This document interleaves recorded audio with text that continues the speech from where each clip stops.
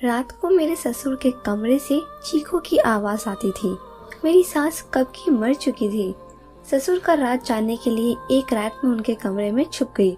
फिर ससुर ने जो किया, तौबा तौबा। जब मैंने पहली बार वो दिल दहला देने वाली चीखों की आवाज सुनी तो मैं पूरी तरह घबरा गई थी। मैं गहरी नींद में हड़बड़ाकर उठ बैठी थी और चीखने चिल्लाने की आवाजें पूरी हवेली में गूंज रही थी। उस वक्त वह चारों ओर सुन्न सन्नाटा था। मेरे कमरे में बहुत अंधेरा था। मैंने हाथ ठटोला हुए साइड टेबल का लैंप जलाया। मैंने घड़ी की तरफ देखा। रात के 2 बज रहे थे और चीखों की पुकार गूंज रही थी।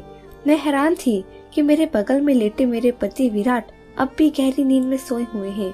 इतने शोर में उन्हें नींद कैसे आ सकती है? कल ही तो मैं विराट की दुल्हन बनकर इस घर में आई थी। मेरी शादी बड़ी धूमधाम से विराट से हुई थी। मैं बहुत अमीर खानदान की बहू बनी थी। मैं भी एक अमीर खानदान से थी। मेरे ससुर बहुत देख रेख वाले इंसान थे। मैं उनके व्यवहार को अच्छी तरह जानती थी। मेरी विराट से मोहब्बत की शादी थी। हमने एक दूसरे को शादी में पसंद किया था और वहीं से फोन से बात करना शुरू हो गया। हम दोनों ही अमीर खानदान से थे, इसलिए किसी को भी इस रिश्ते पर एतराज नहीं हुआ। मेरी शादी की पहली रात थी और उसी रात मैंने यह शोर सुना था। एक लड़की की चीखों की आवाज थी, जैसे वह अपनी मदद के लिए किसी को पुकार रही हो।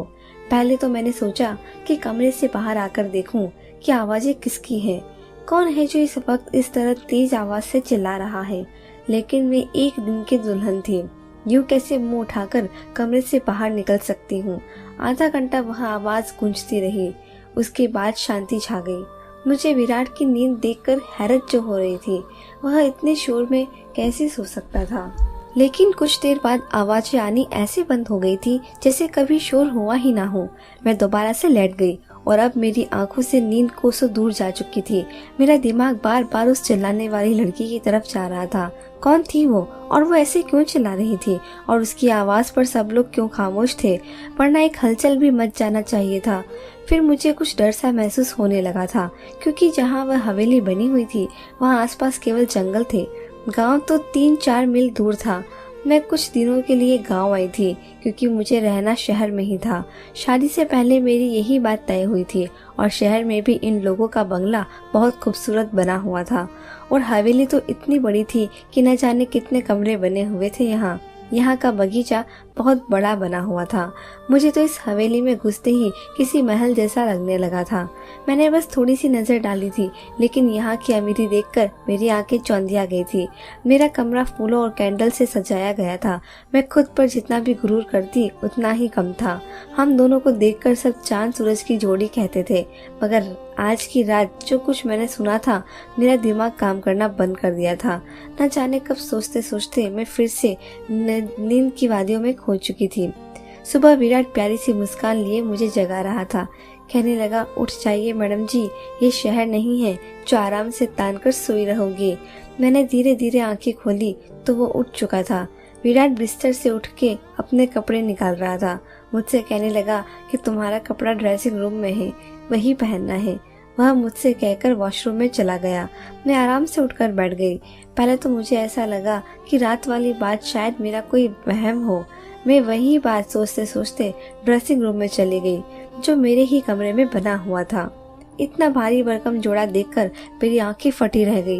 मैंने फ्रेश होने के बाद बहुत ही मुश्किल से उस कपड़े को पहना था। विराट कमरे से जा चुका था तो कुछ लड़कियां मुझसे पूछने मेरे कमरे में आई और मुझे जेवरात पहनाने लगी, तैयार करने लगी। जब मैं आज सच समझ कर बाहर गई तो मेरे ससुर सामने सोफे पे बैठे थे। उन्होंने मुझे देखा और मुस्कुराने लगे। फिर मेरे पास आए और मुझ पर कई हजारों की नोटों की बारिश करके मेरा स्वागत किया। फिर मुझे बाहर ले गए, जहाँ गांव की औरतें मुझे देखने के लिए मेरा इंतजार कर रही थी।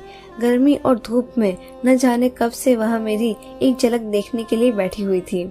मेरे ससुर कहने लगे, ये हमारे घर की नई मालकिन है, विराट की बीवी। सभी औरतें मुझे नमस्ते कहने लगी। मैं थोड़ी देर से ज्यादा वहां नहीं रुक पाई थी। तेज धूप ने मेरी हालत खराब कर दी थी। जल्दी जल्दी मैं अंदर गई और अपने कमरे में एसी ऑन करके बैठ गई। पूरा दिन लगातार लोगों का आना जाना लगा रहा। विराट से मेरी मुलाकात बस रात को हुई थी, वरना वह पूरा दिन मर्दों के साथ ही रहे थे। गांव के कुछ और भी रस्मों रिवाज होते हैं। पति पत्नी आपस में कम वक्त और दूसरों के साथ ज्यादा वक्त गुजारते हैं। यही मेरे साथ भी हुआ था। रात तक मैं थकान से चूर हो चुकी थी, इसलिए लेटते ही मुझे नींद आ गई और विराट मुझे कहने लगा कि गांव के माहौल से तुम परेशान हो गई हो।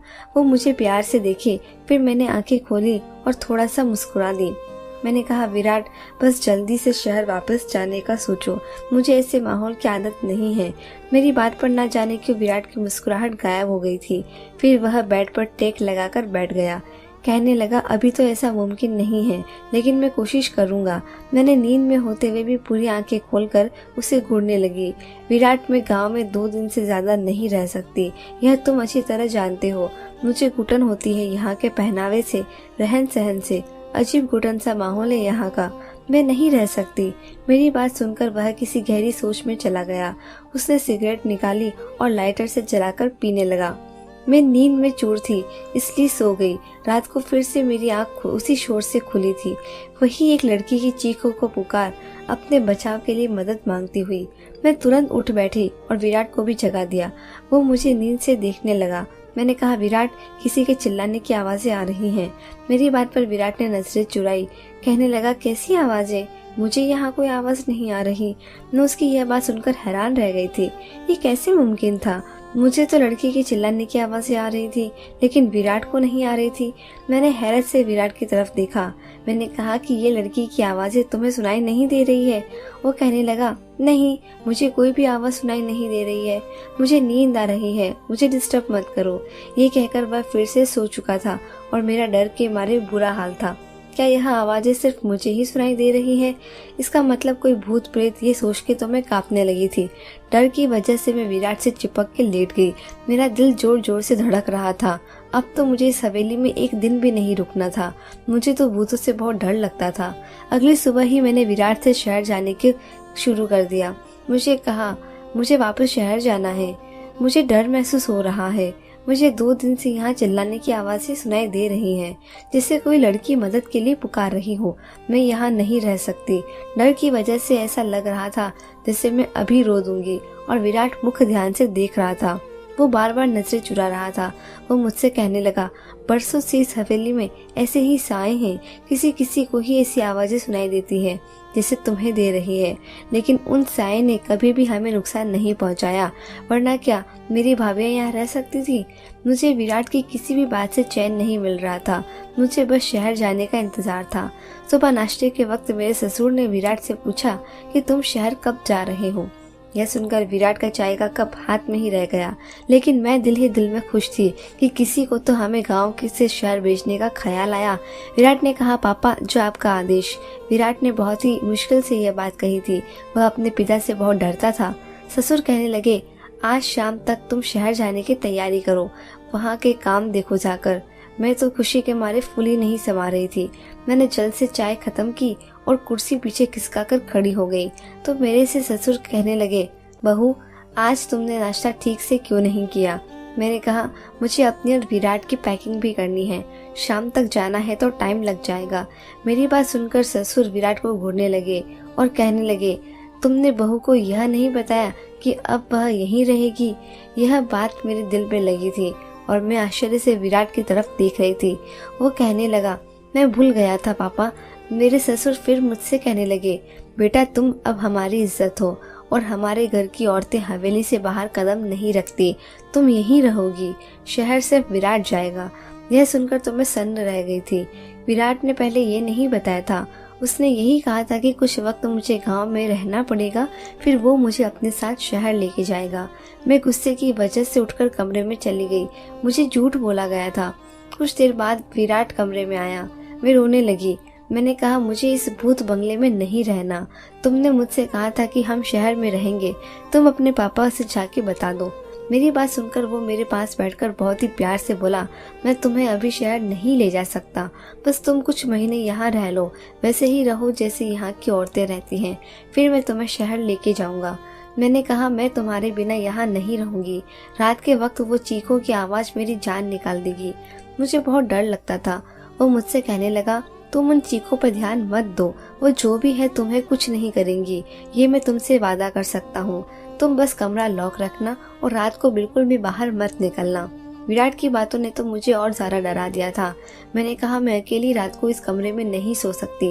विराट कुछ देख सोच रहा था, फिर कहने लगा कि ठीक है, मैं पापा से कहकर एक नौकरानी का इंतजाम कर दूंगा, वो तुम्हारे साथ इस कमरे में सो जाया करेंगी, लेकिन तुम बस ये कोशिश करना कि पापा को तुमसे कोई शिकायत ना हो। मैंने इस बात पर सर हिला दिया। विराट शाम को शहर के लिए निकल चुका था और मैं अकेली रह गई। रात को मेरे साथ एक नौकरानी मेरे कमरे में सोने लगी थी। वह जमीन पर अपना बिस्तर बिछाती थी और लेट जाती थी। रात को जब भी चीखों की आवाज आती तो मेरी आंखें खुल जाती। मैंने महसूस किया कि जिस वक्त चीखों की आवाज आती थी वह नौकरानी करवटें बदलती रहती थी। मुझे यह शक होने लगा था कि शायद वह भी उन आवाजों को सुन सकती है। कई बार मैंने उस नौकरानी से चीखों के बारे में पूछा तो उसके चेहरे की रंग उड़ जाती और वो डर जाती थी। फिर ना में सर हिलाने लगती और कहने लगती, मैंने ऐसी कोई आवाज नहीं सुनी है। मैंने उसकी डर से यह तो अंदाजा लगा लिया था कि कहानी कुछ और है, इसलिए उससे कहा कि मैं जानती हूँ कि वह आवाजें तुम्हें भी सुनाई देती है। मेरी बात सुनकर वह मेरे सामने हाथ जोड़कर कहने लगी, इस बात का जिक्र हवेली में किसी से ना करना, वरना बहुत बुरा होगा। उस नौकरानी की बात सुनकर मुझे जानने की चाह होने लगी कि आखिर मालूम भी तो हो कि यह सारा माजरा है क्या। मैंने रात को जब वो चीखों की आवाज सुनी तो यह ठान ली कि सच्चाई क्या है इसका पता लगा के रहूंगी, क्योंकि कहीं ना कहीं मुझे यह यकीन हो चुका था कि यह मामला भूत प्रेत का नहीं है। रात को चिल्लाने की आवाज सुनकर मैं उठकर खड़ी हो गई और दबे पांव अपने कमरे के दरवाजे के पास आई और धीरे से दरवाजा खोला। मुझे वह आवाजें ऊपर की मंजिल से आ रही थी। मैं धीरे से चलती हुई ऊपर चढ़ गई। वो आवाजें अब मुझे और भी नजदीक से सुनाई देने लगी थी। जब मैं उन आवाजों का पीछा करते हुए आगे बढ़ी तो सामने कमरे को देखकर मेरे होश उड़ गए। वह तो मेरे ससुर का कमरा था, जहाँ से लड़की की चीखों की आवाजें आ रही थी। मेरे चेहरे का रंग उड़ चुका था। मैं वापस नीचे आ गई और अपने कमरे में आकर अपनी बढ़ती दिल की धड़कनों पर काबू पाने लगी। विक्रम यानी कि मेरे ससुर के कमरे से वो आवाजें सुनना मैं सोच भी नहीं सकती थी कि वो ऐसे भी हो सकते हैं। उनकी बीवी भी जिंदा नहीं थी, ना ही उन्होंने दूसरी शादी की थी। दुनिया के सामने वह कितने बड़े थे। फिर वह आवाजें, मैं खुद से बात करने लगी। मेरे दिल में उनके लिए बहुत इज्जत थी। मैं उनके बारे में इस किस्म की सोच नहीं सकती थी। मेरी आंखों से आंसू आने लगे थे। मैं अपने बेड पर बैठकर रोने लगी। मेरा ससुर और औरतों के साथ नहीं, ऐसा नहीं हो सकता। गांव वाले तो उनकी बहुत इज्जत करते हैं। फिर यह सब क्या था? ये उनका कौन सा रूप था जो आज मैंने अपनी आंखों से देखा था? मेरी पूरी रात जागे हुए कटी थी, क्योंकि मैं उनके बारे में ऐसा सोच भी नहीं सकती थी। सुबह नाश्ते पर वो उसी तरह बैठे थे। मेरी आंखें देखकर चाय पीते हुए कहने लगे, विराट ने फोन पे बात नहीं की मेरी बहू से, तभी रो रो के आंखें सुझाली है। उनकी बात पर मैंने कोई जवाब नहीं दिया। वह खुद ही मुस्कुराने लगे। फिर बोले कि विराट वहाँ बहुत बिजी है, शायद इसलिए फोन नहीं कर पाया। मैंने उनकी बात का कोई जवाब नहीं दिया। आज तो उनकी शक्ल देखने को भी नहीं कर रहा था। कोई दोगला इंसान था। दिन में नेक और रहम दिल बना रहता था और रात को यह सोचकर ही मेरा शरीर कांपने लगा था। मैं सोच चुकी थी कि अब उनका पर्दाफाश करके ही रहूंगी, लेकिन मैं नहीं जानती थी कि मैं अपने लिए कितनी बड़ी मुसीबत खड़ी करने जा रही हूँ। रात को जब दोबारा वही आवाजें सुनी तो मैं फिर उसी कमरे के बाहर चली गई। कमरे के हॉल से देखने लगी। वो एक 18 साल की लड़की थी। गांव की लग रही थी। उसके चेहरे से उसका दर्द साफ पता चल रहा था। वह हाथ जोड़े अपनी इज्जत की भीख मांग रही थी, चीख रही थी, चिल्ला रही थी, लेकिन मेरे ससुर ने बड़ी बेदर्दी से उसका दुपट्टा उतारकर फेंक दिया था। मैं उससे ज्यादा नहीं देख सकती। मैं वापस पलट आई। कैसे भी करके मैंने वो रात काटी थी। सुबह होते ही मैंने विराट को फोन किया। मैंने कहा, तुमने मुझसे बहुत बड़ा झूठ बोला। तुमने कहा हवेली में आत्माएं हैं, जबकि ऐसा कुछ नहीं है। वो चीखें गांव की मासूम लड़कियों की है जो तुम्हारे पिता की हवस का निशाना बनती है। मेरे मुंह में जो आ रहा था मैं सब विराट से कह दिया। मेरी बात सुनकर गुस्से में आ गया और कहने लगा कि अपनी जबान को बंद रखना, जैसे हवेली के सभी लोग रखते हैं, वरना तुम्हें विक्रम की ताकत का अंदाजा नहीं है। जान से मार डालेंगे वो तुम्हें। मैं विराट की बात सुनकर जितना हैरान हुई उतना कम था। मतलब वो अपने पिता के बारे में सब कुछ जानता था। मैंने फोन बंद कर दिया। बुराई होता देख मैं कैसे चुप रह सकती थी।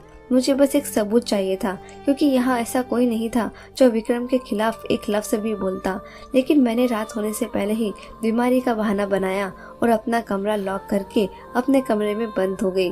मैं जानती थी कि विक्रम कब ऊपर आ जाता है, इसलिए मैं अपनी पिछली खिड़की से बाहर निकली और पाइपलाइन के सहारे ऊपर की तरफ पहुंच गई।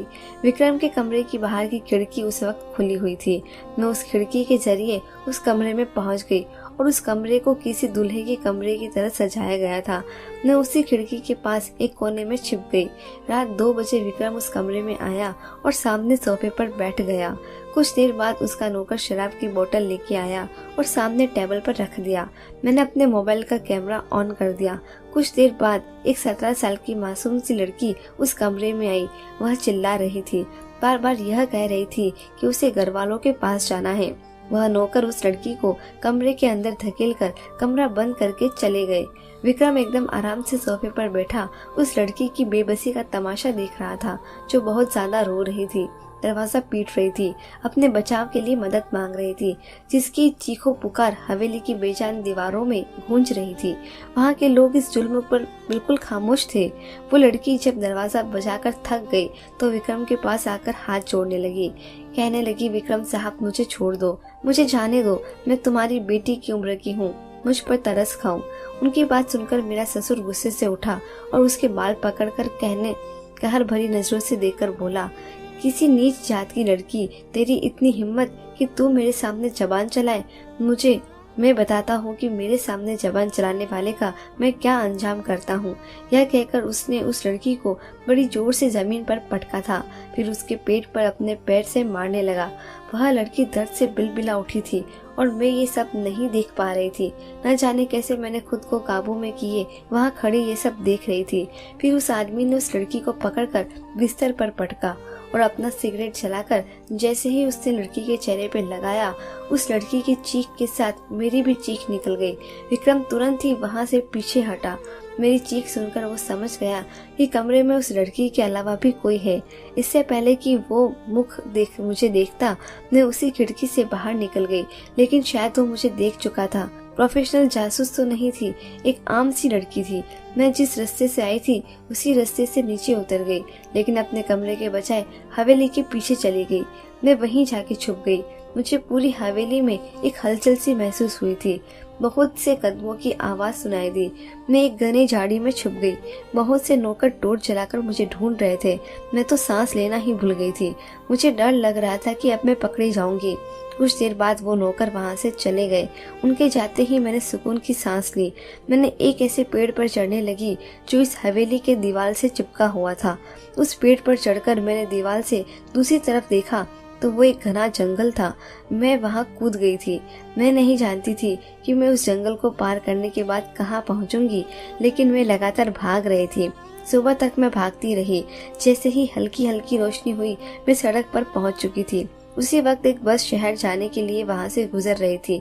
मैं उस बस में बैठ गई। पूरे रास्ते भर मैंने अपना चेहरा दुपट्टा से छुपाए रखा था। शहर पहुँचते ही मैंने अपने पापा के दोस्त, जो कि DIG थे, उन्हें वो वीडियो दिखा दी। मेरी वजह से उस गांव में इस घिनौने खेल का किस्सा खत्म हुआ था। विक्रम के साथ साथ विराट भी पकड़ा गया था। वो लोग गांव की कम उम्र लड़कियों के साथ गलत करके उसे दूसरे देश भेजते थे। मैंने विराट से डिवोर्स ले ली थी, क्योंकि मैं ऐसे शख्स के साथ जिंदगी नहीं गुजार सकती थी। मुझे खुशी थी कि मेरी वजह से बहुत सी लड़कियां बच गई थी। धन्यवाद दोस्तों।